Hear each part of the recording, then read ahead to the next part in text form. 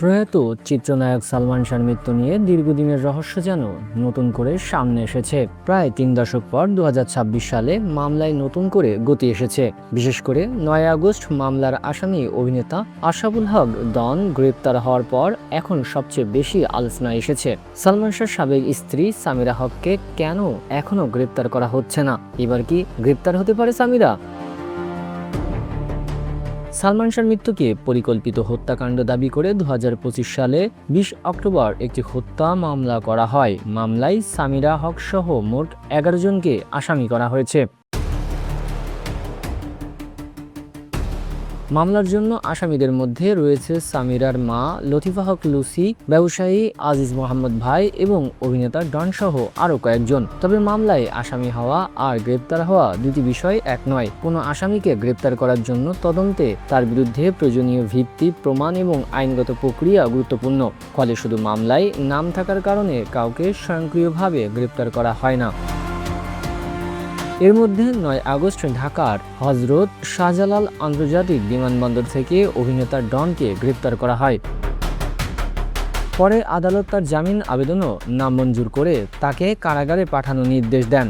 ডনের গ্রেপ্তারের পর সালমান শাহর ভক্ত ও পরিবারের পক্ষ থেকে মামলার অন্য আসামিদের নিয়েও প্রশ্ন উঠেছে। 15 আগস্ট জাতীয় প্রেস ক্লাবের সামনে সালমান শাহর ভক্তরা মানববন্ধন করেন। সামিরা, আজিজ মোহাম্মদ ভাই সহ অন্যান্য আসামিদের দ্রুত আইনের আওতায় এনে জিজ্ঞাসাবাদের দাবি জানান। এদিকে সামিরাকে নিয়ে সামাজিক যোগাযোগ মাধ্যমে নানা আলোচনা ও গুঞ্জন ছড়িয়েছে।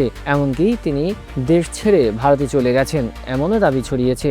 তবে এ তথ্যের নিশ্চিত প্রমাণ পাওয়া যায়নি, তাই গুঞ্জনকে সত্য ধরে নেওয়ার সুযোগ নেই। সবচেয়ে গুরুত্বপূর্ণ বিষয় হলো মামলার তদন্ত এখনও শেষ হয়নি। সর্বশেষ আদালতের নির্দেশ অনুযায়ী সালমান শাহ হত্যার মামলার তদন্ত প্রতিবেদন আগামী 30 আগস্ট 2026-এর মধ্যে জমা দেওয়ার কথা রয়েছে। এর আগে একাধিকবার তদন্ত প্রতিবেদন জমা দেওয়ার সময় বাড়ানো হয়েছে। তাহলে কি ডনের গ্রেপ্তারের পর তদন্তের নতুন কোনো তথ্য সামনে আসবে? সেই তথ্যের ভিত্তিতে কি সামিরার বিরুদ্ধে আইনগত ব্যবস্থা নেওয়া হবে, নাকি তদন্ত শেষে অন্য কোনো চিত্র উঠে আসবে? এখন পর্যন্ত সামিরা গ্রেপ্তার হচ্ছেন এমন কোনো নিশ্চিত তথ্য নেই। তবে তদন্ত প্রতিবেদন, আদালতের পরবর্তী আদেশ এবং তদন্তে নতুন তথ্য সামনে এলে পরিস্থিতি বদলে যেতে পারে। সালমান শাহর মৃত্যু আত্মহত্যা নাকি পরিকল্পিত হত্যাকাণ্ড? দীর্ঘদিনের এই প্রশ্নের চূড়ান্ত উত্তর এখনও আদালত ও তদন্তের মাধ্যমে নির্ধারিত হওয়ার অপেক্ষায়। তাই সামিরাকে নিয়ে যে কোনো দাবি বা অভিযোগকে চূড়ান্ত সত্য হিসেবে না দেখে তদন্ত ও আদালতের সিদ্ধান্তের দিকে নজর রাখাই গুরুত্বপূর্ণ।